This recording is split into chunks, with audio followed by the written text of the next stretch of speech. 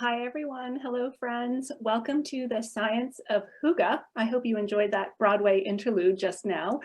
I'm really pleased that so many of you could join us this evening as we huddle down in our houses and look at the snowstorm. It's almost a perfect evening for this. My name is Laura Biederman. I'm one of the directors of the Columbia Alumni Association's DC chapter. I graduated from the college in 1993. I'd like to welcome our DC members and participants from other chapters, as well as any friends joining us from near or far. I think one of the beauties of virtual webinars is that we can incorporate people from anywhere. I'd like to welcome and introduce Joan Atkinson. She's a graduate of Barnard College, where she earned her bachelor's degree in Middle Eastern language and culture. I met Joan years ago at a dance studio and have had the opportunity to learn from her, dance with her, perform with her, and I've come to know her as a person of deep substance, incredible talent, compassion, and intelligence, and that's why I find it such a unique privilege to introduce Joan to you tonight and just share her with you. Joan is the founder of SpiritHouse Holistic Interiors, where she focuses on designing spaces tailored to a homeowner's unique needs, encompassing their emotional, mental, physical, and spiritual well-being. In addition, she has a special focus on helping women experiencing transition or loss. For Joan's full bio, please visit our website's event pages. Tonight, she'll be discussing the Danish science of hygge. When I first heard of hygge, I thought it might just be another lifestyle fad, like cozy socks and the lack of anything annoying in your life. But it's more than that. The Oxford dictionaries define hygge as, quote, a quality of coziness and comfortable conviviality that engenders a feeling of contentment or well-being, regarded as the defining characteristic of Danish culture. So hygge is a bit more than cozy socks and comfort food. To my understanding, it's a philosophy built on contentment, gratitude, mindfulness, and some part joy. After some uniquely challenging times this year, a lot more time spent in our homes, and particularly the weather today, we are delighted to have Joan here tonight to explain hygge and also help us integrate the philosophy into our daily lives. Without further ado, I'd like to welcome Joan and turn this over to her. Thank you so much, Laura, for that really lovely introduction. I'm thrilled to be here, and to be honest, you did a fabulous job of encapsulating all that is hygge. So what we're going to do tonight is to go just a little bit more in depth and hopefully present these ideas, these concepts, these principles in a way that allows them to not just be theoretical, but in a way that you can really apply them to your lives to make a difference. So as we get started here, I would actually love to know if you wouldn't mind, in the chat box, go ahead and just tell me where you are joining us from and why you're joining tonight. So maybe you've heard about hygge before, maybe this is something that just kind of randomly popped up in your inbox. Whatever is bringing you here tonight, just share with me, share with each other, just so we can kind of feel that it's not just me here. There are, it looks like, about 80 of us here together, so that's really wonderful. And I'll go ahead and start sharing my screen so we can dive into the work. Okay.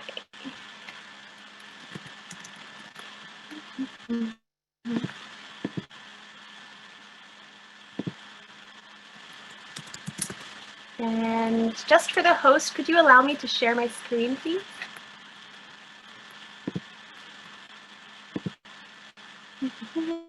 Okay, it looks like we've got Arlington, we've got someone in Vienna, also in Virginia. Yeah, I'm wondering how many people we have kind of locally versus people who are out and about in the world. Okay. Wonderful. Okay, so I'm going to go ahead and share my screen with you all. And let's get this going. Oh, pardon me. Let me go back to the beginning. Okay. Alrighty. All right, so we're going to dive in. Again, thank you all so much for being here. I'm really excited to share this with you. This is one of my favorite topics as a designer who really focuses in the intersection of our spaces and our psyches. Hygge really has always stood out to me as a really fascinating topic, so I'm excited to share it with you tonight. A few little notes before we begin. There is a workbook that I designed specifically for this webinar. And it's designed to allow you to take what we learned tonight and actually apply it into your life. So some of you may have already downloaded the workbook. I saw several of you have already done that.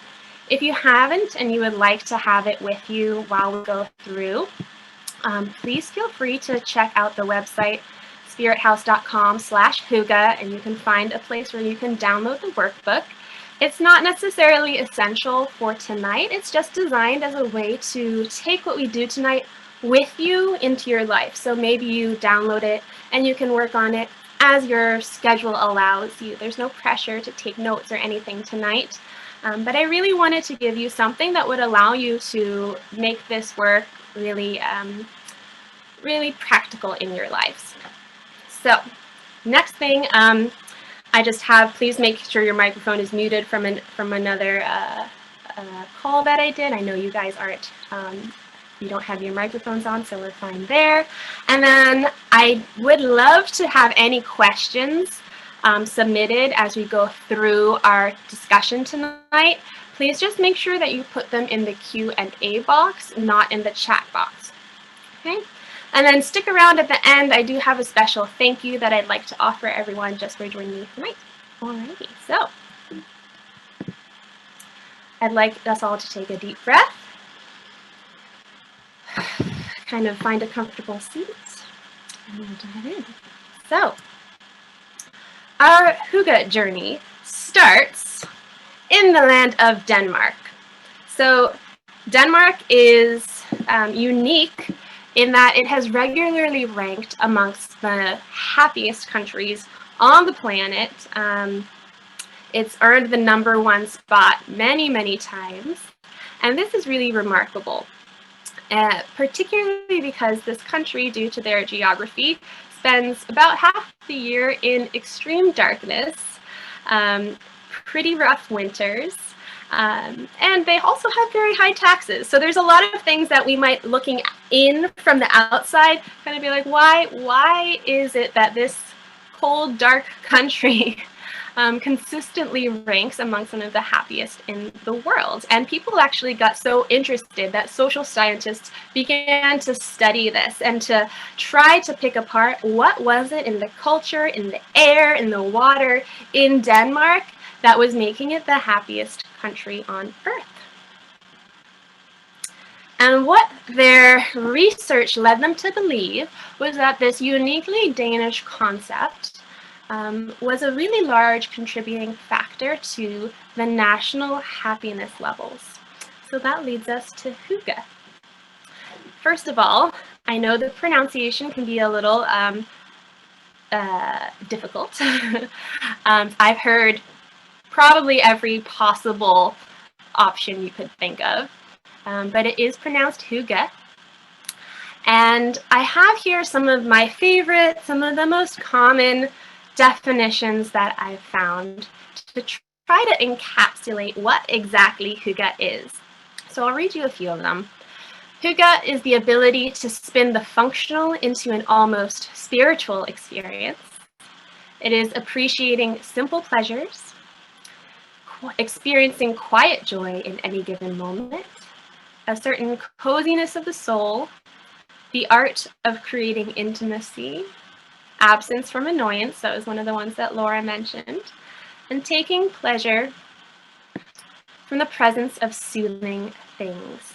And even if you look over on the pillow there in the image, there's some nice definitions too. This quality of being warmed and comfortable that provides us a feeling of happiness. and understanding the importance of simplicity, taking time to breathe, bringing yourself back into the present moment. And last but not least, gathering with loved ones. So all of these different elements are coming together to create what we know of as hygge, and that is why it's a little difficult to directly translate it into English. Usually the most common word that is used when translating is cozy, but we can see how that's not quite the whole story here. There's a lot more going on. So I've pulled some of the words that tend to be associated with hygge again, and some of them weren't really touched upon in the earlier definitions, one of them being safety. There's also a sense of mindfulness, contentment, warmth, presence, connection. Home can definitely be one of them, and that's sort of the realm that we're working in tonight. And several other words that sort of elicit the atmosphere of what hygge is. And one of my favorite little tidbits is that the word hygge may actually come from a 1560s word, hygge, which means to comfort or to embrace. So this idea of sort of being embraced by your surroundings, by your environment, is almost how I think of hygge, that warm, contented feeling.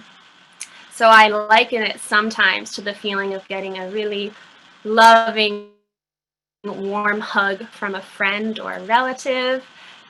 How it might feel to get that feeling from your environment, from everything that is around you. That is the magic of hygge. And I found that it really is a magical alignment between the external world, your external reality, and what is happening internally. So externally, I mean your place, your environment, perhaps the design, what sort of stimuli you might have around you, what sensory experiences you may be having, and internally, your sense of presence, perhaps your emotional state, your ability to be present, to be mindful, and how open and receptive you are to the world around you. So we kind of need both of these qualities to arrive at hygge. To summarize, as we just really get into the nitty-gritty of what hygge is, the qualities would be this atmosphere that is really cultivated between this engagement with your environment. So it can't be isolated to just the environment or just the person. It's sort of this interaction. It can be both personal and communal. So if you start to look into the studies and the surveys of Danes, in fact, they'll tell you that oftentimes hygge is peak hygge when you're experiencing it with others, with loved ones, with friends, but by no means does that exclude the possibility of having a hygge-ligt moment by yourself. Sometimes I'll use the adjective, which is hyggelig, so you'll hear me sort of referencing that throughout the presentation. It is something that has to be created and nurtured, so it requires that human nurturing to develop it in the first place and then to maintain it. And it allows for a slowing down. And this creates space for deeper connection to yourself, to others, to the reality of your environment. And that really is where a lot of the power of this quality lies. It prioritizes the natural over the synthetic, simple things versus overcomplicated things. We prioritize slow over fast, things that are soft, sort of down to earth, comfortable living, as opposed to anything that is sleek or overindulgently flashy or grandiose. And finally, it's quality, not quantity, of your connections. And as we're talking about this necessity of presence and that internal half of the equation here, it can be accessed partially by really paying attention to your sensory experiences. So hygge can be evoked by what you see, hear, feel, smell, and taste. And if you have downloaded the workbook, this is going to be one of the exercises where, based on your own conception of what exactly evokes hygge to you, because everyone's going to be a little unique. There are certainly overlaps and similarities, but different individuals are going to have slightly different flavors of hygge, which is, I think, what makes it so cool.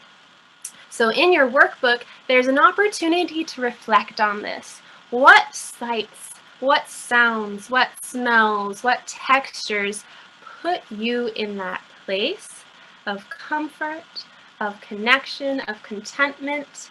For example, sometimes the smells are so powerful and so evocative that they can immediately bring us to a state of relaxation, or maybe bring us back to a memory or a sense of nostalgia. So just taking some time to note what sights evoke this quality to you, what sounds, what feelings.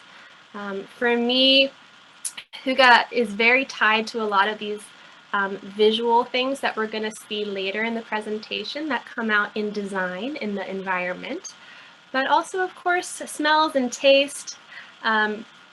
Sweets are really, really big in hygge culture. So things like hot chocolate or cozy pastries, things like that, that allow you to indulge in the senses. And what's really remarkable about this is that the senses become a gateway to presence, a gateway to truly being in the here and the now and indulging in all of the beauty that it has to offer. Okay? So I invite you, even if you don't have the workbook, to kind of reflect on that and note what sort of sensory experiences make you feel this way, and do you have them in your environment? Do you take the time to bring them into your space? Or are these things you kind of take for granted? And maybe could you bring them into your daily life a little bit more often? So the question now becomes, how can hygge help us in this moment? Here we are, January 31st, 2021. It's been quite the year, quite tumultuous, and a lot going on in the external world that is extremely and unusually harsh, dangerous, scary. So the home has sort of been forced to become more of our daily reality than ever before. And for some people, it might feel kind of like a cage, but how can we start to make it feel a bit more like a sanctuary? That's kind of what we're looking at tonight. Hygge is really experienced most strongly in opposition, in juxtaposition to a sort of harsh external reality. So for example, if you're in the DC area, tonight is a prime example of a hygge evening because we've got a cold, snowy night happening outside. Going back to Denmark, when they experience winters that, some people, depending on where they live, might not really even see the sun for a few weeks of the year, you're going to be left in a lot of darkness. So as a sort of survival mechanism, this quality of saying, okay, let's make the best of it. Let's really lean into this internal world that we are kind of stuck with a little bit, and make it as nurturing as possibly can be. And that's really what we have found ourselves left with amidst this pandemic, and especially now in the middle of winter. It's hard for us to get outside and to connect with others in ways that we at least could do in the warmer weather. Now we don't have that anymore. So what can we learn from hygge to help us through at least the next few months of winter here? So we've got all of these external factors right now, of course COVID, of course the weather. And that gives us this unique opportunity to focus maybe more than we normally would on cultivating this sense of inner sanctuary.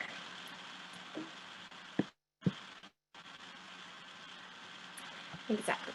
And so what happens when the outside world is unpredictable, harsh, scary, there can be something really incredible, really almost magical, about creating our own beautiful experiences for ourselves in the place that we actually can control, which ideally would be the home. Okay? And so that brings us to our first of two sections where we're going to be looking very in-depth at different principles of hygge.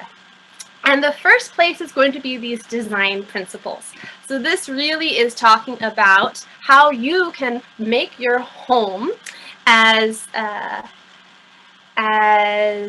supportive of a hygge experience as possible. And as we go through this, you'll notice that these things, they're not necessarily kind of what I said in the description. It's not rocket science, right? It's not overly complicated. And I think that that is really what can make this so powerful. I think generally in life, when we really put our attention and intention into things that otherwise we may take for granted, we can find a lot of wisdom there. We can find a lot of transformation in really engaging on a deeper level with things that may seem like a normal, everyday part of life. So you may have experienced that if you have a meditation practice, or you're familiar with breath work even. Breath is something we all do so easily. Every day we breathe without thinking. But when we take it into a practice and we actually focus on the breath, many people have found a lot of benefit to diving in and engaging to something so simple, yet that can be so transformative. So I would invite you to take a similar approach to this work as we go in.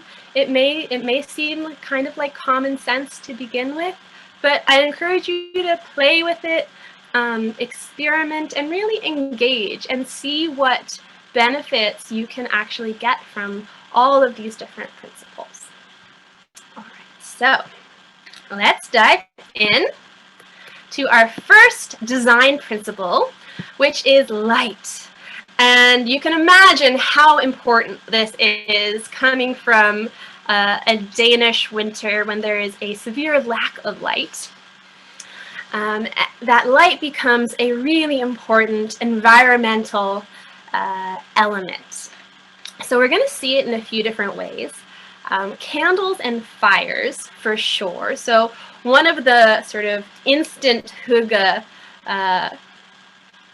recipes would be to bring candles into your home. If you have a fireplace already, that's amazing. That's wonderful. Fireplaces are particularly warm and cozy, but they also have an added element of multiple sensory experiences at once. We get the smell of the fire, we get the sound of the fire, so it can be extremely hyggelig. But if you don't have a fireplace, go ahead, bring in candles. Moving on from that, we also have Dappled Light, and we're going to get into all these a little bit more in the next slides, which is, as opposed to just sort of showering an entire room in really bright, harsh light, we want to try to mimic the natural world. Try to mimic the quality of light coming through the branches of a tree. Natural light, of course, so getting as much natural light and sunlight as possible. And trying to mirror your light in your space to the natural rhythms of the world. That will help support your own circadian rhythms and to create a sense of integration with the world, the natural world around you. And finally, we have layers of light. So we'll get into this a little bit more because this is really cool and it can allow you to very practically create a more comfortable sense in your living rooms, in your bedrooms, in your kitchen, all throughout your home by being thoughtful about how you use light. So let's start over on the right. So candles. Of course, let's all be careful about our safety when it comes to fire. So please use proper safety precautions. But having the presence of fire in a home is something I believe it almost can elicit very sort of evolutionary connections to the sense of safety, of light, of heat, of the ability to cook our food. Fire is just ingrained in us as human beings as a really important source of life. It provides a sense of comfort and a sense of safety. So that's why something so simple as a candle, and I keep looking down here because I have my little candle, can immediately transform a space to make it feel more comfortable, more serene, more warm. And I love this quote here, where it says that it's life-affirming to have this tiny private flame to tend to in your home while the darkness presses in from the outside, like a bit of sunshine that you're carrying through until springtime. So that's a very poetic way of saying this. But this was actually from a woman who found that having candles in her space helped her get through the darker times of the year, and she was particularly sensitive to the lack of light, so that it helped her sort of fall in love a little bit more with the winter seasons. So it's so extreme in Denmark that Denmark has per capita the highest candle consumption in Europe, and the next closest country is not even like half of what Denmark does. So clearly this is something that is really ingrained in the culture there. And if we even think about it, candles are something that we put when we want to be sort of evoke an intimate quality or a romantic quality. But they don't need to be limited to that. You know, light a candle for yourself in the morning, light a candle for you and your partner while you eat dinner every night. It doesn't have to be something that's relegated just to special occasions. This can be part of really indulging in that quality every single day. Okay, so that's your instant hygge, as one really well-known researcher calls candles. Then we have dappled light. So you can see on the left we have light that's coming through the trees, softening it. It just automatically feels to us more comforting because it feels reminiscent of the natural world. So if you can find ways to incorporate light that has a dappled effect in your space, and maybe you don't want this in a kitchen or something, but maybe if you have this in a bedroom or a bathroom, it can be a really nice way to sort of let your nervous system exhale a little bit. So one common way that you can do this is through the use of even rock and lanterns. I have one here, actually have one here. And they're one of my favorite ways to integrate that quality into a space. Okay? So through both of these, we're starting to pull in the natural world. You're going to see that as a theme throughout our principles tonight. Which leads us to natural light. Natural light is so important, not only to just our well-being, but particularly in the winter seasons when people start to suffer from seasonal affective disorder, or even just less extreme bouts of winter blues. So finding ways to ensure that you're getting as much natural light in your home as possible. This is not always easy. I, for example, actually am in a basement right now, so I don't get a ton of natural light. So I find ways as much as possible to increase it through some strategic uses of mirrors, reflecting windows, and whatever I can do to keep my windows open as much as possible. So allow your curtains to be open in the morning, even if you don't have them open while you're asleep.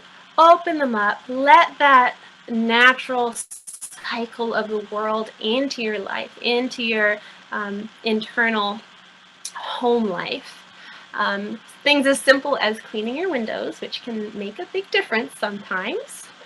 And, you know, there are so many benefits to having natural light in your space. Aside from the circadian rhythms, we have studies that show that exposure to daylight actually reduces the quantity of germs. So we have a study, I just put a little quote from it here at the bottom, that showed that they basically constructed rooms, and some were put into exposure to sunlight, and others were not exposed. And after the time of the experiment, which I believe was 90 days, they showed that the rooms that were exposed to sunlight had half the viable bacteria compared to the darker rooms. So that's just a fun little sort of extra tidbit if you needed any further convincing of the power of natural light.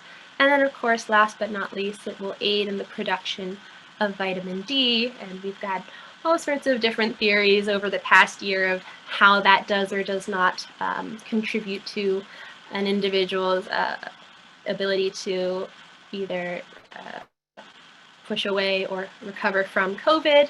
It seems the verdict might still be out there, but regardless, vitamin D is a good thing for us to be producing. So adding to that through as much exposure to natural light as possible. So last thing in lighting is those different layers of lighting. So again, we want to be able to control the lighting as much as possible to mirror the natural rhythms of the world. So that can be difficult if all you have is on and off, right? So here we're going to look at the different ways you can layer lighting to give yourself more control. So if we look at the top here, if you look in the ceiling, you might see these can lights on both images actually. On the left, they're referred to as ambient lighting, and over on the right, it's referred to as general lighting. So you'll hear slightly different terminology. Ambient lighting is just the light that's going to flood your space with light to allow you to see. It's usually the first thing you would want to turn on when you're coming into a space. Then we have task lighting. So task lighting allows you, as the name implies, to have the necessary light to complete a certain task. So over on the left, that might be a reading lamp, whereas over on the right, you see the task lighting as under cabinet lighting to illuminate that workspace in the kitchen. So this can be really important in any sort of space, like a craft room, a kitchen, places where you're going to be needing that extra light, where you might not need all the lights on at once, but you need to at least have that focused task lighting. And then lastly, we have accent lighting. So that is, as it sounds, lighting that just adds a little decorative, a little visual oomph. So over on the left, we've got sconces. They're not really going to do much as far as illuminating a space, but they add an extra layer. Whereas over on the right, they're referring to it as decorative lighting, as well as task lighting to a certain extent over the island there. So sometimes you even see like little LED lights surrounding, outlining, maybe shelving, or different things, sometimes even in the ceiling. That would also be a type of accent lighting or decorative lighting. So if you can find a way to incorporate all these layers into your home, that's going to give you more control over your lighting and make the space, again, feel just more comfortable. It's going to be easier for you to relax in that space and sort of tailor it to the different times of day, your different emotional states. Sometimes we need the lights on to wake up. Sometimes we want to be able to bring ourselves down to the end of the day. And that leads to the last little element here, which is the color temperature of your light. This is really important, again, because we're talking about how we can mimic the natural world.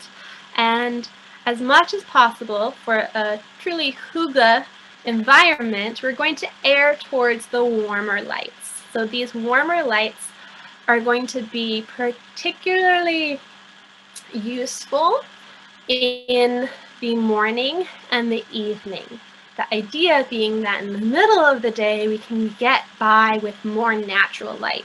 So we might not need to flood the interior of the space as much. And if you were to, you could probably use cooler light temperatures. But particularly in the morning and in the evening, the use of this warm white light is going to mimic sort of the warmer tones of a sunrise or a sunset, and allow the body to more gently shift or transition from each phase of the day to the next. So you may want to kind of go around your house and do a little inventory and see how much really bright light versus warm light you have. And again, people have their own preferences here. Some people really love warm light and others not so much.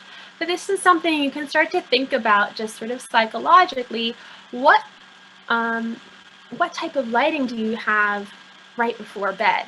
Do you have lighting that allows you to enter into that state of relaxation, of calm, of rejuvenation? Or do you only have some bright can lights and like a dinky little night light, you know? Like, do you have the things that are going to support you best in your space?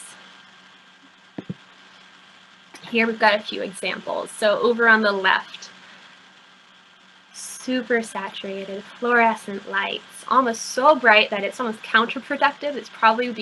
It might even be difficult to get work done in that bottom sort of office space. And for me, it almost feels, because there's no layer of lighting, there's no sort of darker patches to come in and out of, it feels very exposed. So my nervous system is a little bit heightened just looking at those two photos there. Whereas when we go on to the right, both of these are taken from restaurants, because of course they want people to relax and to linger and to spend more money. So they're gonna really put an effort to make the environment as warm and nurturing and comfortable as possible. So we've got things over in the, let's look at the bottom. We've got the candlelight, of course. We've got accent lighting in those sconces on the walls. You don't have a ton of ambient lighting because they're trying not to overwhelm people. But we do have that in the beautiful chandeliers. You can see how the layers of light automatically create a much more comfortable setting. And also how the color temperature affects this too. Whereas over on the left, we have much cooler light. On the right, you can see how that softness, the warmth in the light, makes it a more comfortable experience for us. And the last thing I'll say before we move on to texture is that if you're ever doing a renovation or have a little bit of budget to spend on something, dimmer switches are a fabulous way to be able to control the amount of light in your space without having to layer everything and sort of get every light turned on exactly how you like it to create a certain ambiance. So I and many interior designers praise the dimmer switch as an amazing invention to allow us to really control the amount of light and therefore the atmosphere in a room. Okay, so moving on to number 2. Our second design principle is texture. So again, we're moving into now the senses. We've already done sort of visual. Now we're going into the tactile. What do we feel in our spaces? So this could be something like a fuzzy blanket, soft furniture. Do we have luxurious area rugs under the feet? That sort of thing. At the same time, we have visual texture. So that is going to be just what it sounds like, What sort of textures do we have in the materials in this space? Would that be wood grain or even wallpaper? Patterns and prints can fall into this category. And this creates a sense of sort of visual interest for us. You know, I think whenever, as humans, when we enter into a space that's really devoid of visual texture, it can be kind of unsettling.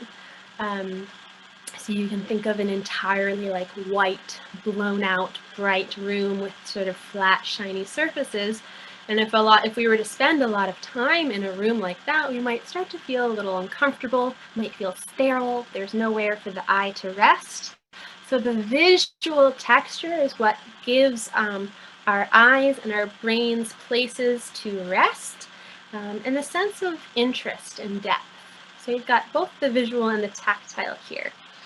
And in Hygge, comfort is king. So we definitely want to prioritize your comfort when it comes to this principle. So this comes out in these questions here. So do you have a warm, soft, cozy blankets? Do you have sort of textiles that make you feel luxurious? Are you warm enough? Are there a variety of textures in your space? Do you have that sense of visual diversity, or is everything kind of the same? Have you not really thought about that? And this can be really a very useful principle, especially for people who do prefer monochromatic spaces. So if, let's say, you love the clean white look, you can balance that and make it not feel sterile by having a lot of different textures. So you can keep it all in one color palette, but go ahead and play with different types of fabric, natural fibers, really sort of high piles, pulling in all these different textures, and that will still make the space feel interesting, feel layered, feel warm, feel comfortable. Okay?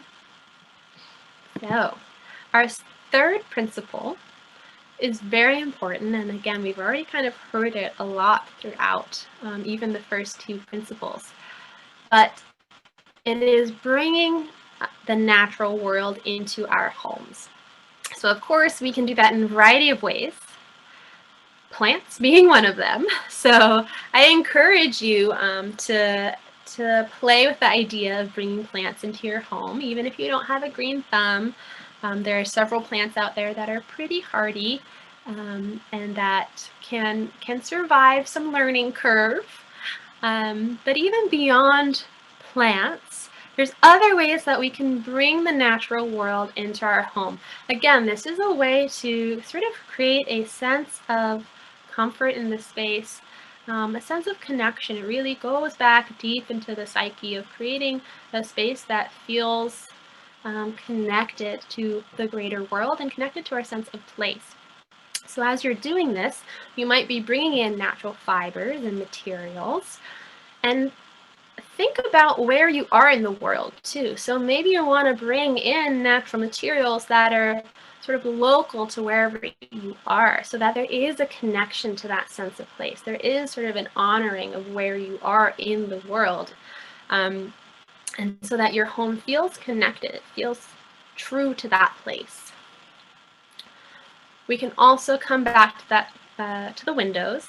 So instead of just the natural light now, we actually want to open up the windows. So this is especially important if you are going to be adopting the candle principle. If you're going to be burning a lot of candles, you do want to freshen your air regularly. They do deposit a lot of particles into the air, so it's going to be important to air everything out. I know this is something we kind of forget about sometimes in the winter, but it's important to keep your air fresh. Just to allow yourself to sort of refresh and to not get stagnant. Sometimes the air can just get stagnant. So give yourself a few minutes a day, maybe. It doesn't have to be long. Open up the windows, let in that fresh air, let it rejuvenate your space, let it clear out whatever candle gunk there was, or maybe you were cooking. It's kind of a nice reset for your space. There's other simple ways that you can decorate with natural elements, particularly from things that may have been important to you, so trips that you took or hikes that you took. And lastly, you can actually frame and hang nature images. So maybe you don't have great views to natural sort of parks or anything, or maybe you don't have a backyard, maybe you live in the city, but you can actually just go ahead and put a stand in and frame art that that has beautiful imagery that you connect with, as a way to bring this principle into your space as well. Well, like I said, if you have a view of nature, this is great because it's going to restock your mental energy. It's shown that having views of nature will actually decrease stress and boost cognitive performance and creativity, which is really interesting. So in studies where we've done on classrooms, students who are being taught in classrooms that have plants in them are actually found to be more creative and friendlier, which I think is fascinating, than students who don't have plants in the home, or excuse me, in the classroom. So this is another encouraging benefit of having plants in your own home if you want to create even more creativity, more friendliness. Maybe you need that after a year of living, being cooped up with your housemates or your partner. And this is a great thing to bring into your home office as well. So if you don't have any plant life and you're working from home, maybe you want to consider bringing a little bit of that natural quality into your space that way. Okay. The interesting thing about this, if you get faux plants, and if you get a good one, it's shown that the effects are just as potent. So even a faux plant can have the same benefits as a real plant. You want it to be a pretty good one, because if it's too obvious that it's a faux plant, your brain's gonna kind of rewire that, and it won't work quite as well. Okay, so when we bring this view of nature into hospitals, you can really start to see the difference, because this has been studied, where patients who have a view of nature, not something grandiose, we're not talking about, you know, your ideal vacation getaway or the Bahamas or a mountain range, just a little park with some trees. Patients who had a view of that sort of natural environment recovered 10% faster than those who maybe didn't have a view at all, no windows, or were stuck looking at a parking lot or a brick wall. So there is a healing power, not only from being in nature, but just being able to see it. So keep that in mind when you're designing your space, when you're designing even where you might be sitting in your office, maybe where you might put your favorite reading chair. Can you see outside? Do you get a good view of the natural environment around you if you're lucky enough to have that? And if you don't, then of course that's where the paintings come into play, bringing that natural world into the space in another way. So you can see that in these waiting rooms. I think most of us would probably prefer to sit in the right one. And you can see that they've worked pretty hard to make this as comfortable as a space as possible. So we've got the beautiful sort of display here of the creek with the trees and the greenery. We've got some plants that probably are faux, but in the corners there. And then even the furniture, it's got upholstery in a fabric upholstery as opposed to sort of a plastic, hard, cold seat. And it's created from wood, so you have the texture, that visual texture, the warmth, in the furniture as well. So all of these elements are starting to come together to make this room on the right a more relaxing, nurturing experience than the one on the left. And you can see they're trying. They do have some art on the walls, but it's just not carried through the entire space. So it still ends up feeling a bit more sterile and cold. So we want to try to apply these same principles to our homes, places where most of us are spending the majority of our time. So the next one, and this is one of my favorite, is the human touch. So this is going to be integrating items into your design, into your space that have stories with them. So this could manifest in a lot of different ways. You might have vintage items. Instead of always buying things new, you could purchase vintage items that clearly have a story, even if you don't know what the story is, something that might spark your imagination and indicates a sort of passage of time, that maybe these have had previous owners, maybe these objects have been touched by other humans. And it creates a sense of this web of connectivity between us, even if you don't know who made it or what.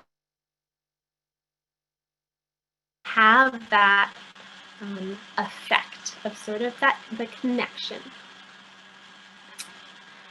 From there, you can also bring in handmade items. So this would be things like paintings, ceramics, needlepoint, anything where you can really sense a quality of craftsmanship, a quality of literally having been touched by human hands. And then, of course, things like family photos, maybe ancestors, loved ones, bringing in the human face into space.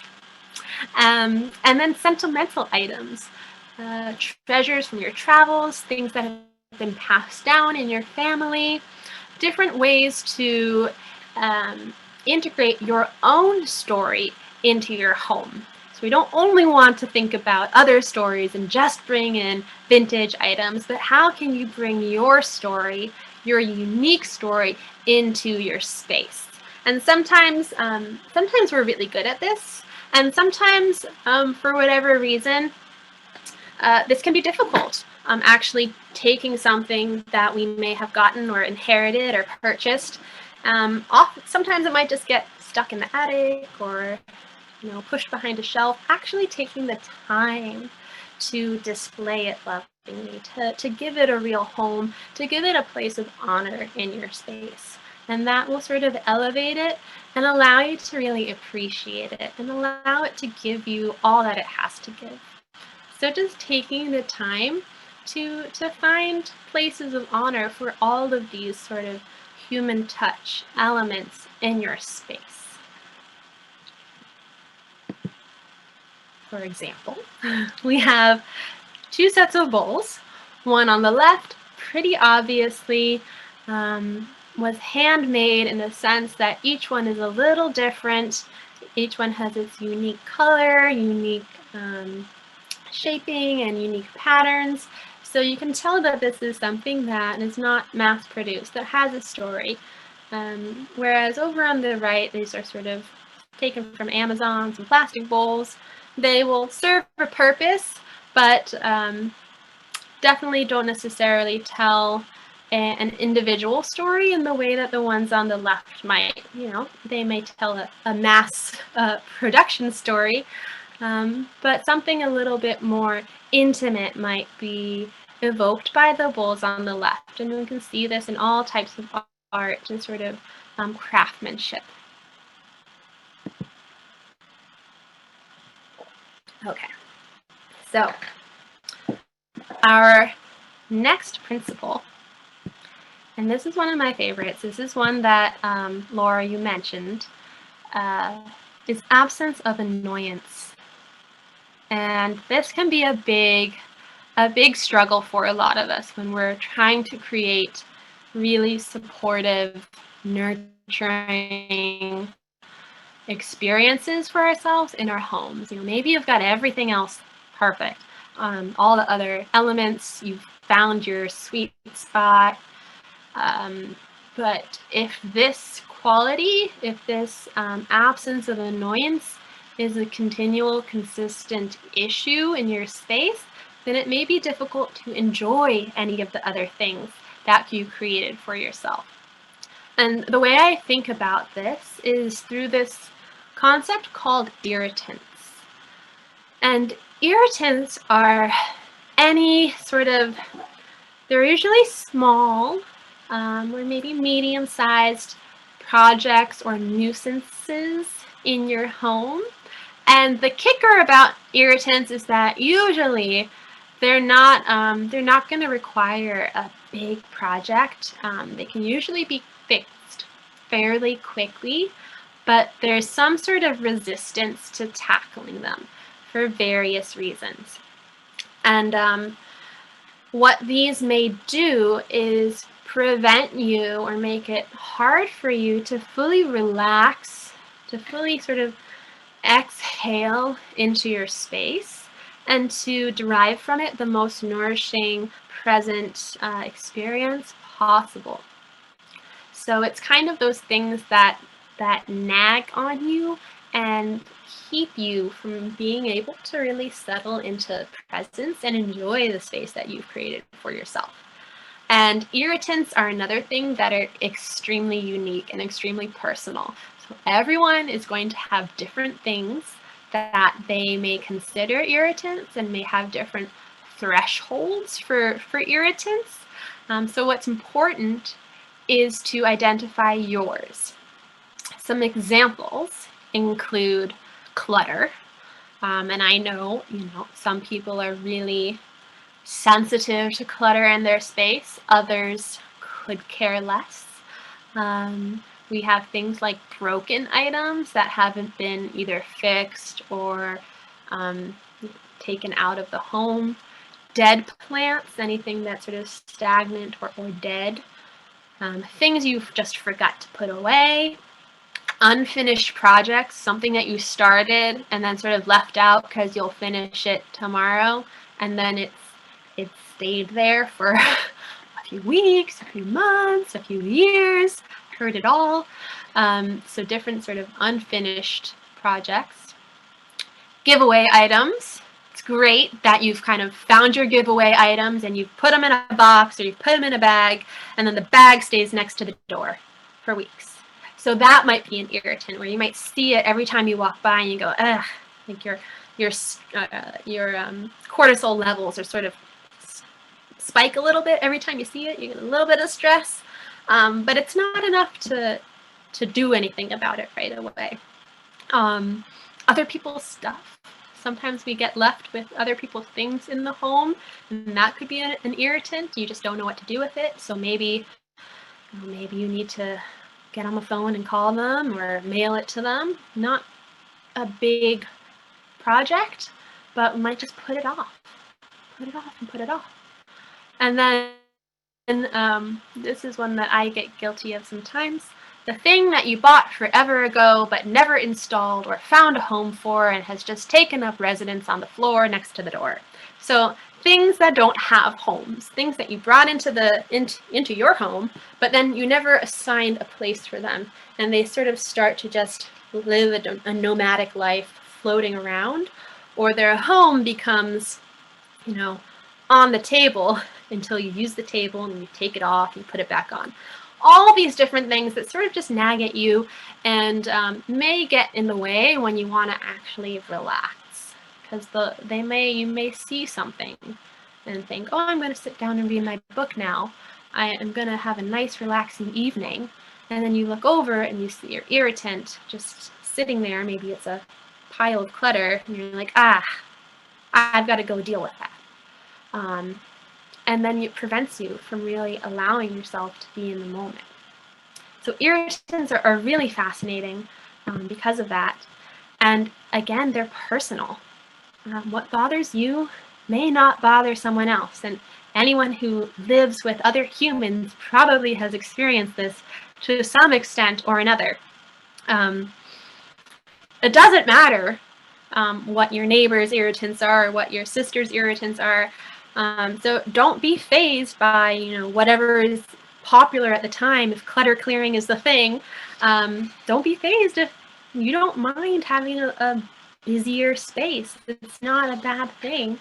What matters is just what feels good to you, and of course finding some sort of balance or communication with those who are in your space.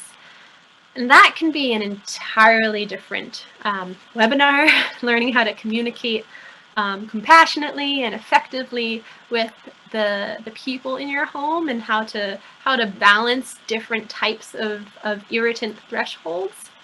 So all I'll say there is that the more you can sort of express what your irritants are and why they bother you, without blaming somebody else for them, usually that's going to be the best way to sort of deal with these things. So don't take it for granted that the other person is affected in the same way you are, and don't take it for granted that they even know how much it affects you.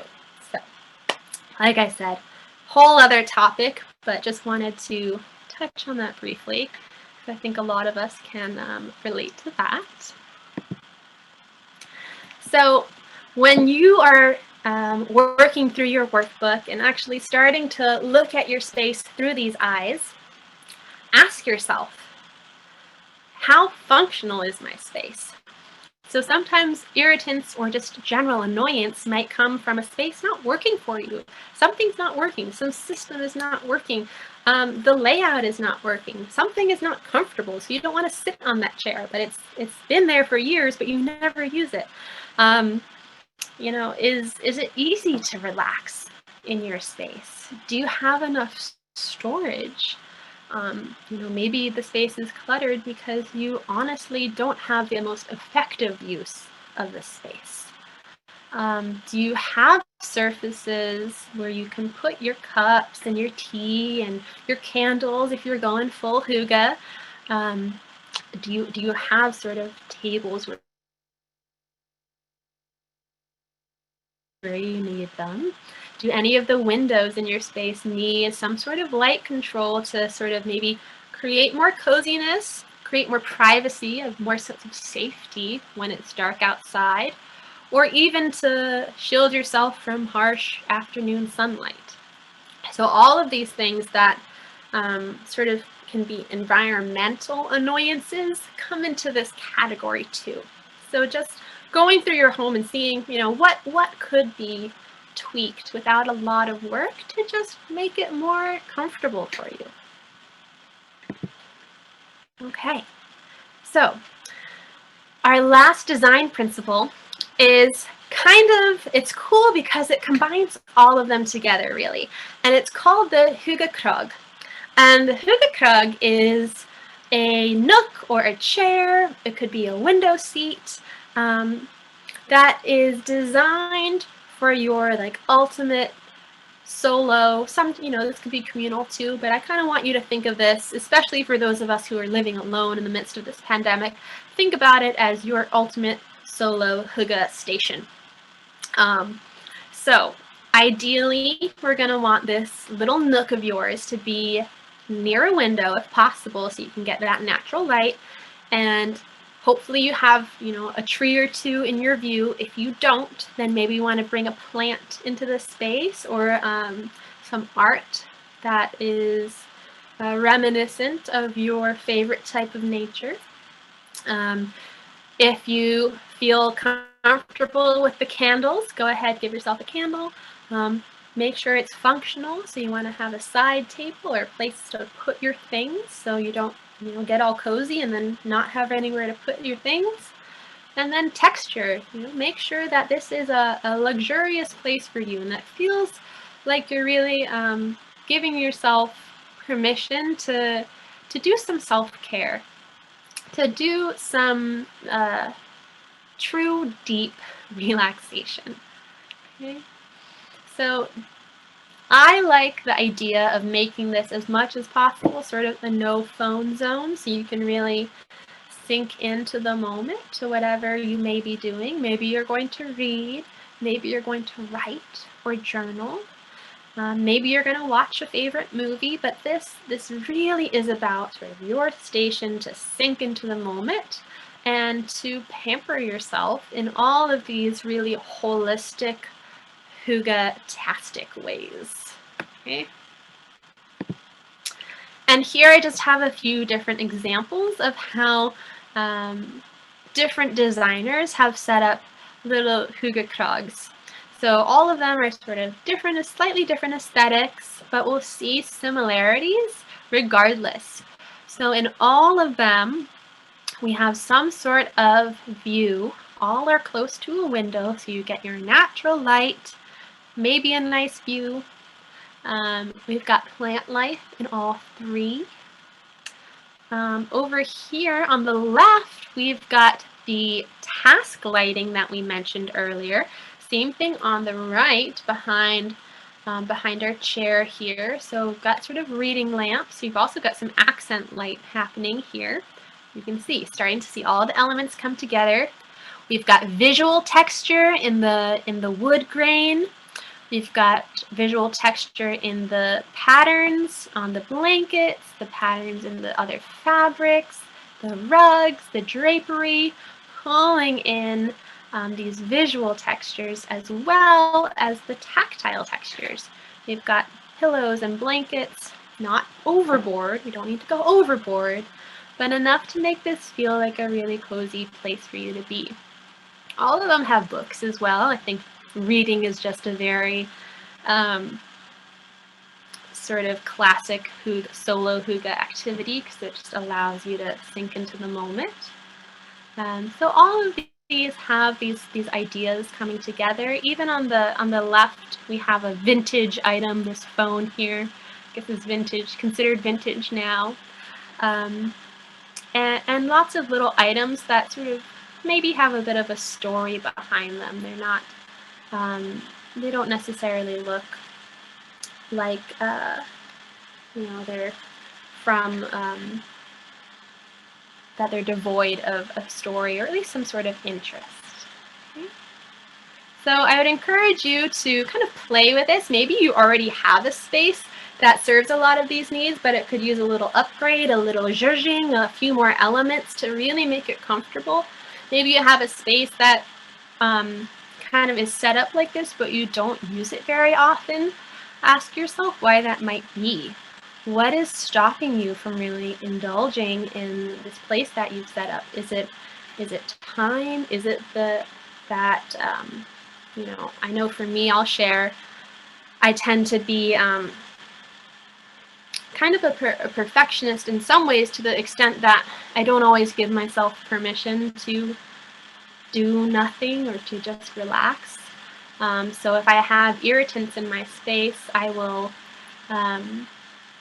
try to tackle them first before allowing me to relax. I'll think, oh, well, I know I was going to set aside some time tonight to read or to journal, but I see all these things in the space, and now is the time. Clearly now is the time to fix them. So just being aware of whatever may be getting in your way of truly enjoying your space. Okay, so I know that was a lot. So we'll let all of that be for now, all of our design principles, and we're going to move into the next section. And this isn't quite so detailed, but it's just as important. And this is, I call them the lifestyle principles of hygge. Because like we said in the beginning, you can have the most amazing external environment, but if you're not open and receptive to it, if you don't have the hygge mindset, then it all goes to waste, essentially. So we want to find that sweet spot, that interplay between mindset and environment. That really is where the hygge magic can happen. So we'll go to our first principle, and we've kind of touched on this a little bit, but it's to slow down. The true beauty of hygge can really only be deeply felt when we move slowly enough to be aware of it. I think all of us probably have experienced either sort of chronically or different periods in our lives where we are in a almost constant state of doing. And when we get used to being in those states, it can be very uncomfortable to slow down. And, you know, for different reasons. Sometimes it's just hard to remember, or maybe it forces us to feel things we weren't wanting to feel. Whatever it is, I encourage you to find ways, find routines, find activities that allow you to sink into this slower pace, even if for just a little bit, every day, especially as we go back into the world, hopefully. I know some people have been able to experience this more because of the pandemic, because a lot of people have been at home and they just got a little bit of extra time that before was maybe for their commute, used for their commute, that now they can spend on other things. But for a lot of people, working from home hasn't actually necessarily lowered their stress levels or sort of made life all that easier. So sometimes that's not the whole picture. So it's still, even if you're working from home, you want to find ways to push the pause button. So whatever that is for you, I know some people will do regular sort of rituals. So if that's a family dinner where no phones are allowed, if you have your own meditative practice, yoga, stretching, body work, anything that sort of brings you into the moment and can't be rushed to be fully experienced. Like our lovely couple on the right, fire and conversation, and of course that sort of incorporates fire, which we know is already in of itself a very hygge quality. Reading aloud to one another, I think, is a really sweet sort of thing that we don't do as much as I think perhaps our forebears did. But it's a very, you know, sweet sort of slow way to entertain without relying on screens. Perhaps your own personal spiritual practices. Nature walks can be a great way to slow down. And anything that you might consider sort of a creative play activity. Okay? So play allows us to kind of really sink into the moment, to get into a flow state. So it actually gets its own whole principle. So our second lifestyle principle is to follow the fun. And as we may recall from the beginning of the presentation, hygge is really about simple pleasures. So it's not about being overly complicated or overly fancy. So I encourage you to kind of think about what home-based, playful, creative activities do you really enjoy doing? And then ask yourself, how often do you get to do them? And see if there's perhaps a little disconnect there. And if you're having trouble identifying what your play activities as a hardworking adult might be, it can be helpful to kind of think back to what you liked to do as a child.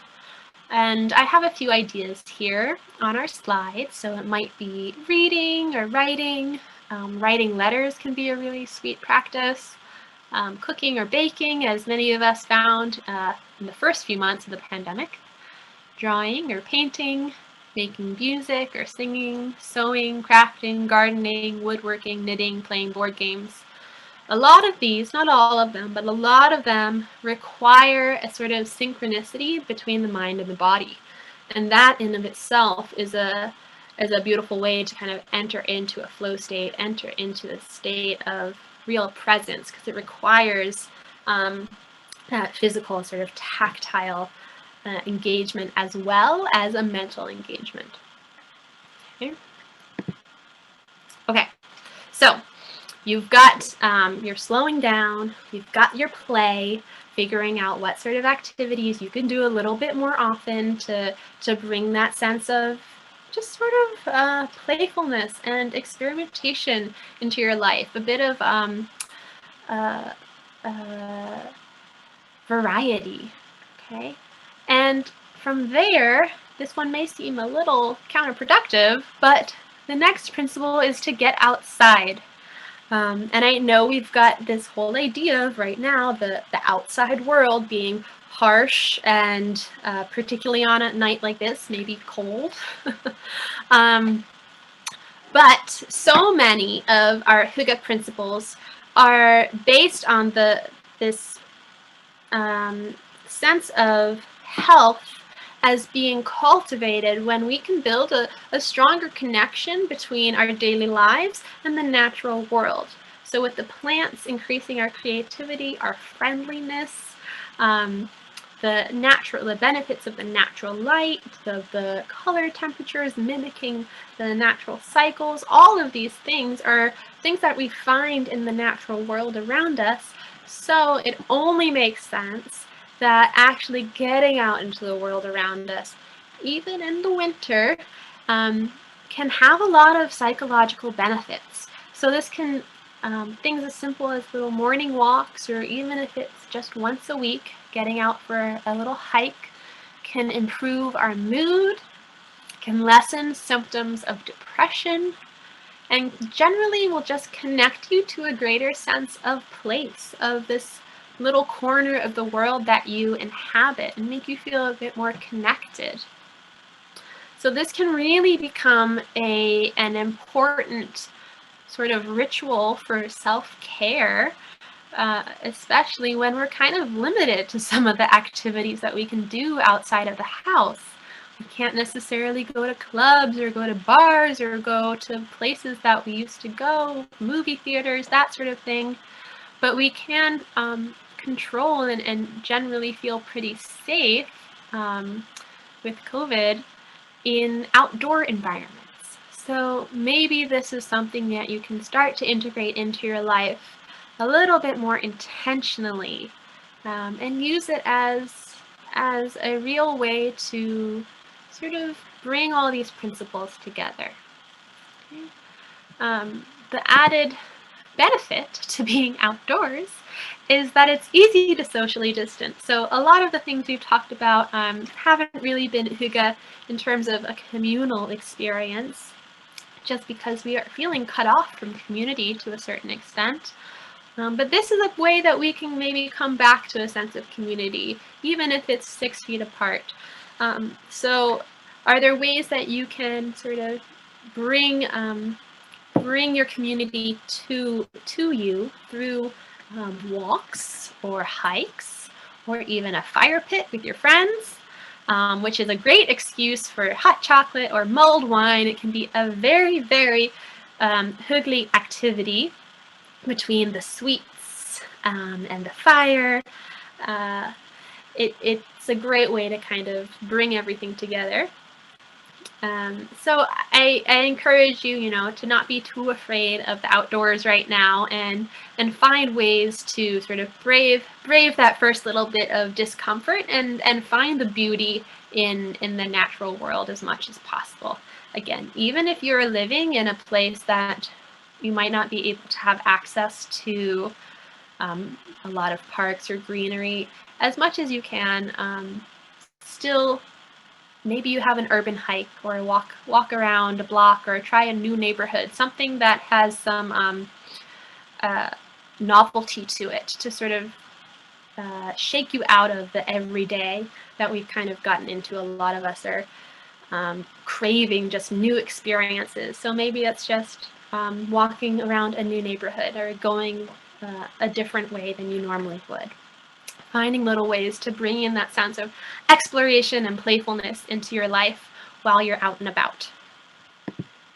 Okay, last in our lifestyle principles, this is really important, and it comes back to that quality that I was talking about earlier of allowing yourself to sink into presence, allowing yourself to be in the moment, allowing yourself, giving yourself permission for that self-care, for to turn off the computer and stop the work for the night and be okay with that. And some people are really good at that, and sometimes when we work from home, the lines start to blur, and we can maybe feel a little bit of guilt if we haven't finished everything when we allow ourselves to indulge in something that's not productive, right?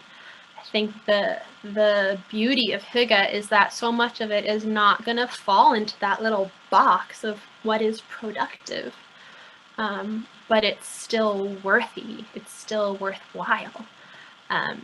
So your non-negotiables come into play in two ways, both in our sort of environmental realm and in the lifestyle realm. So both of our halves of this presentation. So I want you to think of environmentally 1 or 2 conditions in your home that you need in order to be able to sink into hygge presence. So there's going to be, for both of these, sort of a spectrum, and I'm going to try to explain it using myself. So there are going to be some people who are really sensitive to their environments, and they may not feel like they've earned the ability to relax until their environment is sort of taken care of. Everything is sort of tidied up. Everything is done and in its place.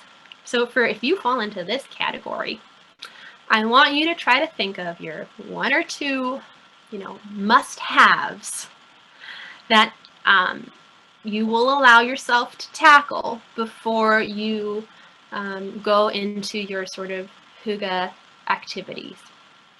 So for me, I really, really feel good when my bed is made and the dishes are done, let's say. But it's very easy for me to make my bed and then start doing the dishes and then see, oh, the floor is really dirty. I should probably just like sweep that quickly.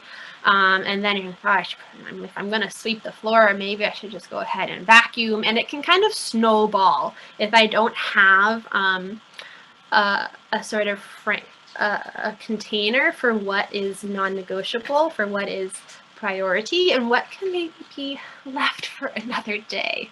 Because it can be very easy sometimes to procrastinate self-care activities with things that are productive, right? So I may feel like, oh, I'm taking care of all these things around the house that needed to get done, but then it's 10:30 and I'm exhausted and I don't have time to do my journaling or whatever activity I wanted to do that would have actually filled my cup. So maybe you fall into that category. Maybe you're on the other end of our little spectrum here, and you're pretty comfortable in any environment. Maybe you don't necessarily need anything to be a particular way around you, or maybe you have a resistance to cleaning or to taking care of your home. Maybe there's some sort of stickiness around it that it's hard for you to get started. Or there's some resentment there left over from people in your past that have made you kind of push away taking care of your space. Or maybe you just don't always feel that you're worthy of having a beautiful space. So there's a lot of things that we can get into on this end of the spectrum. But I would invite you to notice what actually does make a difference in your space. Play around with some of these principles that we've looked at tonight.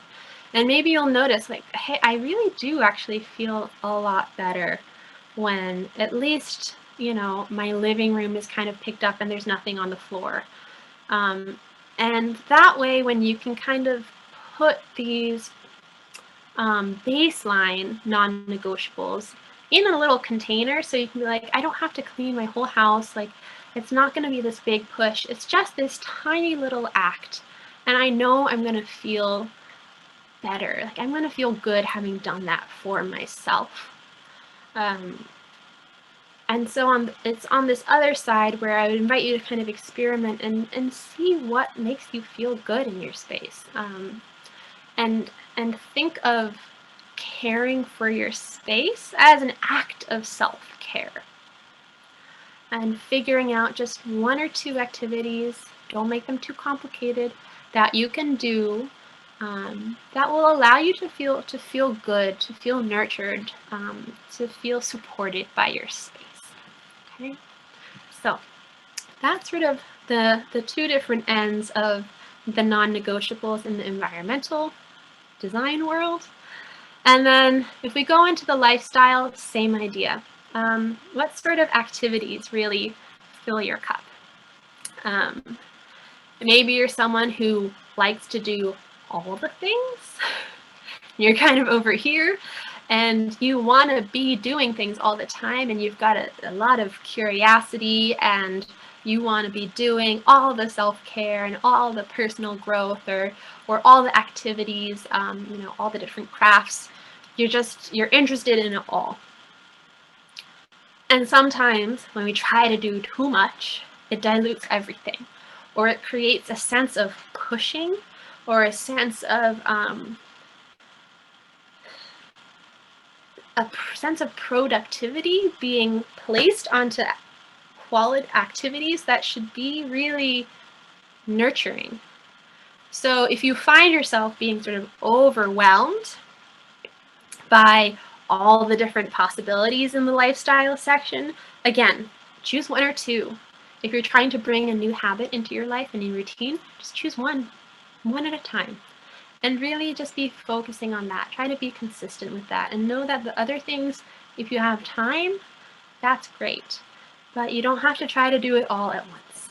And then again, on the other end of the spectrum here, maybe you're just not really interested in anything and you have a hard time sort of starting something new. But maybe something has sort of piqued your interest, or you know that in the past you really enjoyed doing something.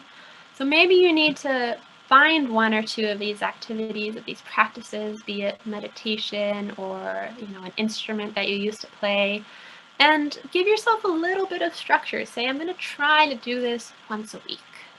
I'm going to try to take a walk once a week. So it's on this end, it's really just getting started with just one thing, 1 or 2 things that becomes your non-negotiable amidst everything else. Okay. So I hope that makes sense in terms of really being clear on what parts of all of this that we've talked about today you want to prioritize, because I know it's a lot. It can be kind of overwhelming. So just use that as your own guide, as your own compass, as you start to integrate these things. Okay.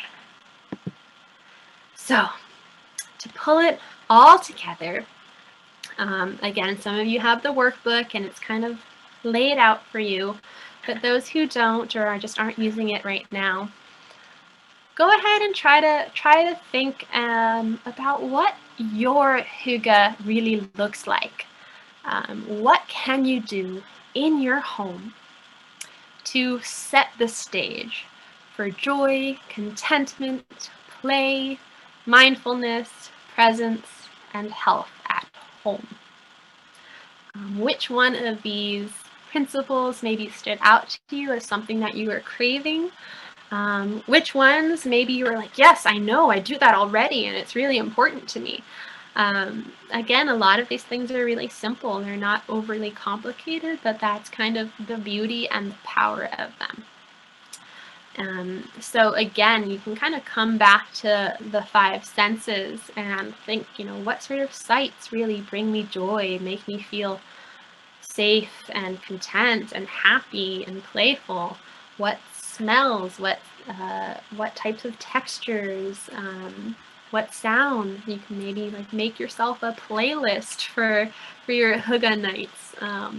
Really, just making yourself you are the dreamer and the magician here to create as much joy and contentment in your home as possible, and try to let your home work for you, let it support you. And you can even try to think of, your top 3 shifts that you can easily make in your space to support more comfort, greater well-being, and just more enjoyment of simple pleasures. Okay, so identify 1, 2, 3 shifts, and maybe jot them down. If you'd like, you could even share them in the chat. We can see what you guys are thinking, if anything has come to mind, any little like aha moments that have stood out to you as something that's really achievable, that could make a difference, even if it's a small difference. It doesn't have to be life and death here. They're just incremental, sustainable shifts in your space.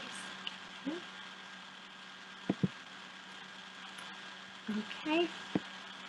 And for those of you who do have the workbook, there's a little checklist at the end, just some ideas of different activities, different shifts you can do in your home, different shifts you can make in your lifestyle.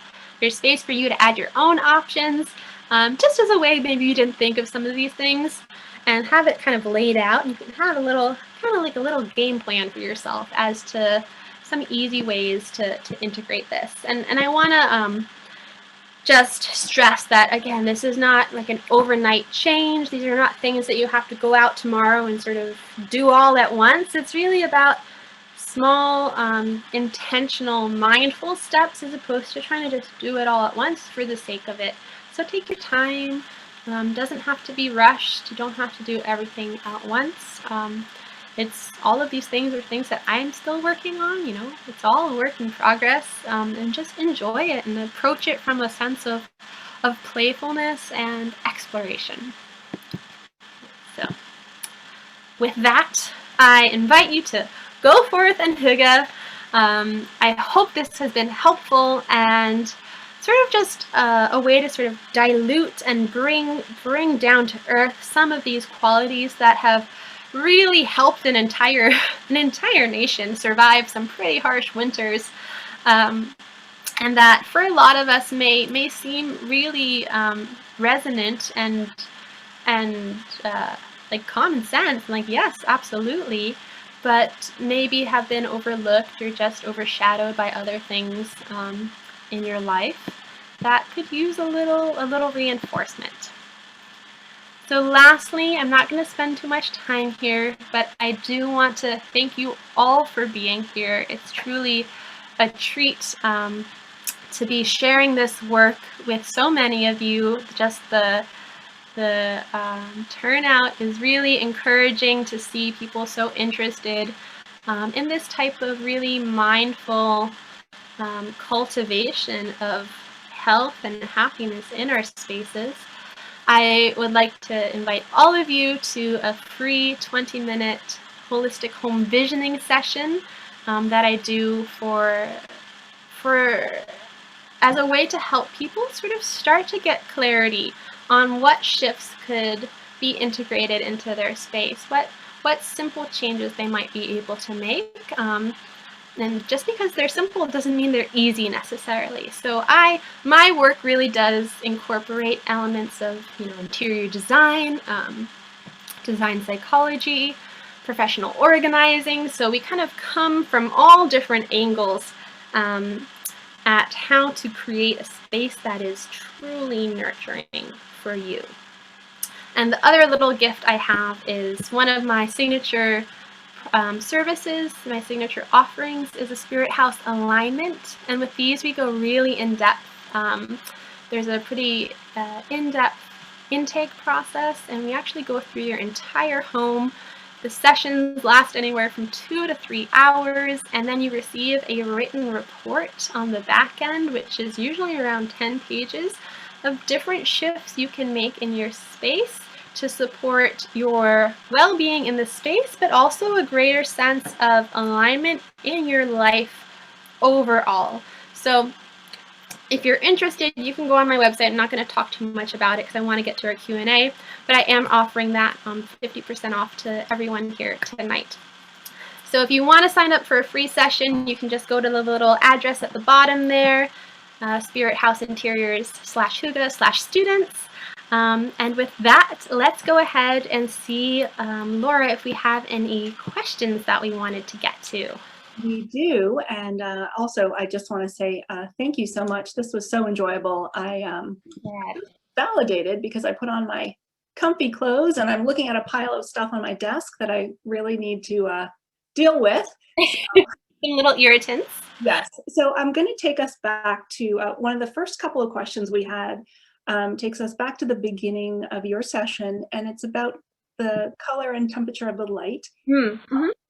And two of them are somewhat related, and they say the questions are: how do you know if the light bulbs you're buying are warm or cool, and how can you vary/control the color temperature of various rooms in your home? So most manufacturers will tell you on the box.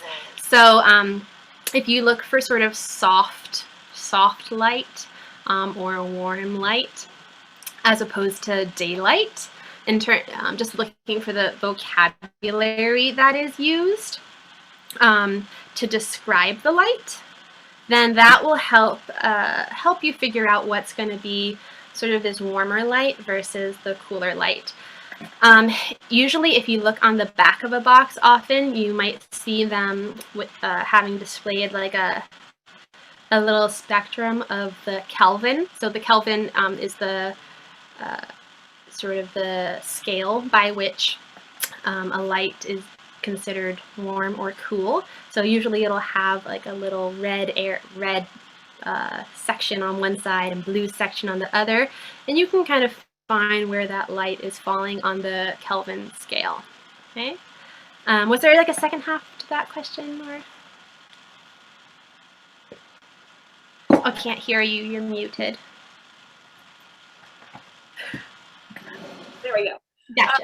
You touched on it about varying the color. The second part of that was, how do you vary or control the color temperature of various rooms? So that's a good question, because you might want to have a certain temperature, like warmer light, like we said, some parts of the day versus brighter light in the middle of the day to kind of mimic, bright afternoon sun. So I would say kind of use your layering strategically. So maybe your overhead lights are a cooler color temperature. So when you really want to flood the room with light, you can use brighter white light that sort of mimics the sun. Whereas in the morning and in the evening, as you're sort of transitioning, maybe your ambient light has warmer light bulbs. Even your task lighting, if you're in a bedroom, let's say you have a reading lamp, instead of having like one of those really, really bright ones, unless you need that to be able to read effectively, that could also be a warmer light. So I would just say use your layering strategically, and you don't have to match all of your light bulbs necessarily, and that allows you to have greater control. Thank you. Okay. Also, maybe something people might want to consider. I've seen those like wirelessly controlled light bulbs, like Philips Hue, and really amazing because you can control the color. Yeah. All right. So enough about me and my light bulbs. Okay. So then another question was about: do you notice any crossovers between hygge and minimalism, or similarities between hygge and the Marie Kondo lifestyle exercise? Yes and no. What I'll say about hygge and minimalism is that it's not minimalist for the sake of being minimalist. If someone is living a minimalist lifestyle that is in line with the sort of principles of hygge, it's because it's checking all of their personal boxes in terms of what their irritants are, in terms of what makes them feel sort of safe and reflects who they are authentically in a space. But you can just as easily have a very hygge sort of lifestyle and environment and be the opposite. You could be maximalist. So it's not sort of mutually exclusive, but hygge sort of is an umbrella that is so personalized that it could fall anywhere in the spectrum there. With Marie Kondo, again, similar thing. I think that the Kondo method is fabulous and really helpful for a lot of people, but you just want to take it with a grain of salt. I think a lot of people see it or hear it and they think, oh, I just need to get rid of everything that doesn't spark joy. And there's some more, there's a little bit more to it than that. Because of course there are going to be things that don't spark joy but that are necessary and that we need. But as far as the overlap, I would say that there is a certain amount with like the Kondo method and being able to have a hygge environment.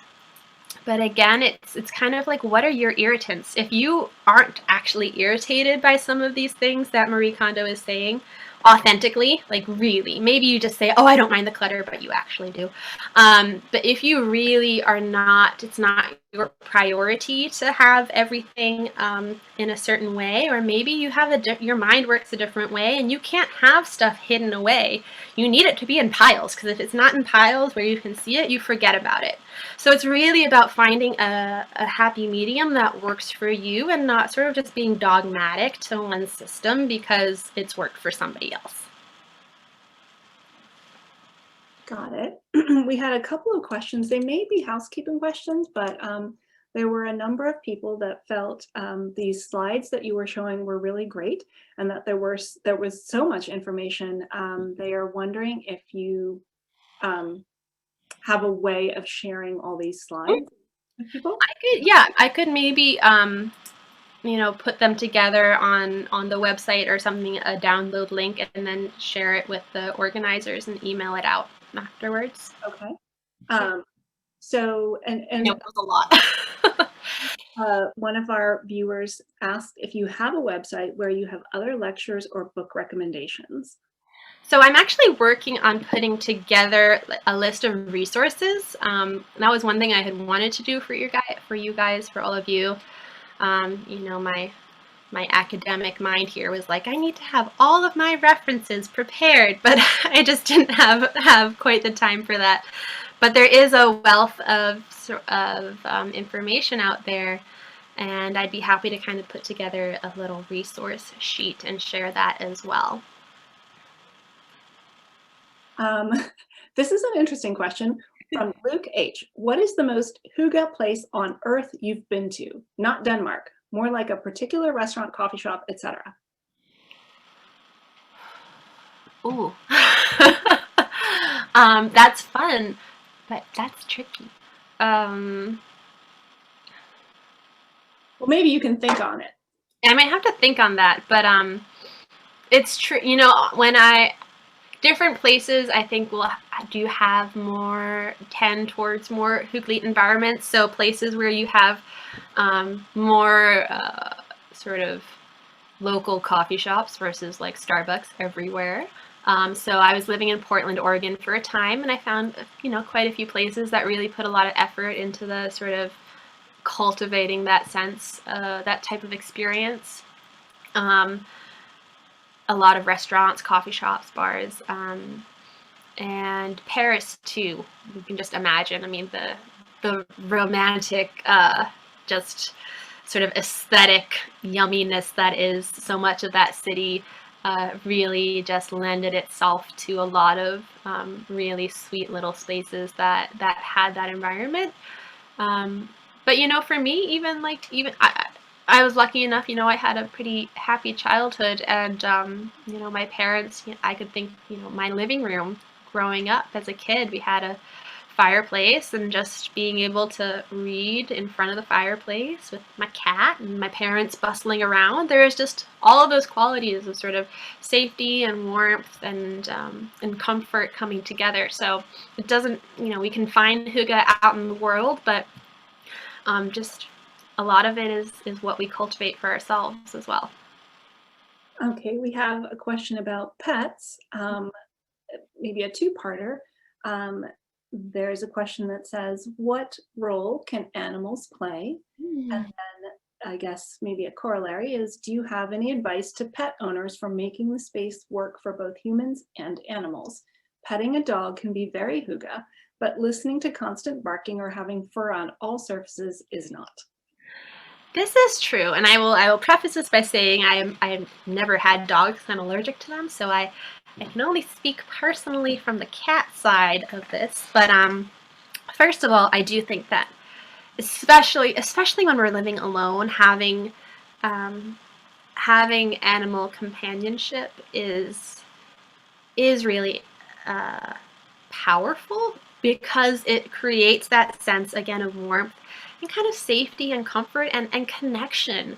That's so much of it. I think a lot of times for me, like truly my most hygge experiences for most of us, even if we're not interacting with the other person, it's when we're sharing some sort of experience. So maybe it's just both of us in a room doing our own thing, but being in the same mindset, being in the same environment. And if that other person happens to be a dog, it doesn't matter. Like, we're having that shared experience together. So I think that's a really sweet point and a really valid one to bring up, that having our companions, regardless of human or animal, can be a significant contributor to feeling that sense of warmth and hygge. Okay, looking at a couple of more questions. One of our participants asked about keeping the air fresh in your home through the winter. And I believe he said, how do you keep the air fresh and warm in winter when you open the windows, but it's cold outside? So much to the chagrin of my partner, I love to have the windows open at least for a few minutes, even in the winter. Personally, I like to have it, like, it sort of reinvigorates me, and I don't mind it for a few minutes, and then I'll close it up again. However, if that doesn't work for you, finding other ways to sort of clear the air. Some people will spray sort of like essential oils, sort of diluted, just to add sort of that fresh scent. A lot of plants will also sort of filter the air as well. I would just also sort of stay away from anything that might add more pollutants to the air than necessary. So trying to stay away from overly sort of chemical or processed cleaning products, or like air fresheners, things like that are actually just going to work against you. And what you do decide to bring in, try to make it as sort of environmentally friendly, because if it's going to be friendlier for the environment, more natural, it's going to be better for you. So you can even look up, just on that vein, a lot of cleaning products that you can make at home, as opposed to buying things that are stocked with chemicals. We kind of are led to believe that it has to be the harshest chemicals possible to do a good job of cleaning, whereas in fact there's a lot of natural ingredients that work really well. So if you're not going to be opening the windows ever, I know it can be a little hard, but there are ways that you can just keep the negative things out as much as possible, and find little ways to infuse, either through scents or having plants to sort of clean the air a little bit. That will help. Okay, I think we are getting toward the end here. I just wanted to address a couple of questions. We will be putting the recording, so this session will be recorded. We're putting it on our YouTube channel.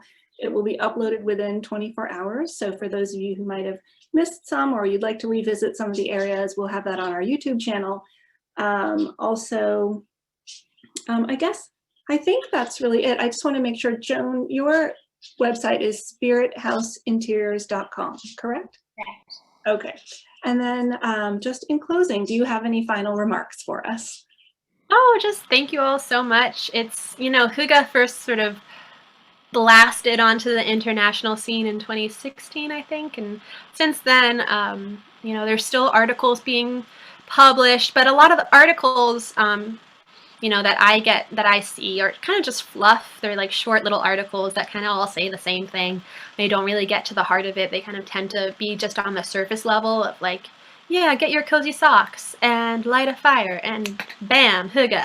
But I think that when we add these mindset elements to it, it really becomes a much richer sort of exploration that we can dive into, and it sort of becomes a wealth of possibility, and there's so many different little entryways to it that, whatever speaks to you, I would just encourage you to, again, approach it from a place of playfulness and experimentation, and don't take it too seriously. Have fun with it, and let it be something that nourishes you rather than something that, you've decided you should do. Thank you. Wise words. Thank you so much for visiting with us this evening. And thank you everyone for joining us. Stay safe in the snow and take care. All right. Good night, everyone. Bye. Bye-bye.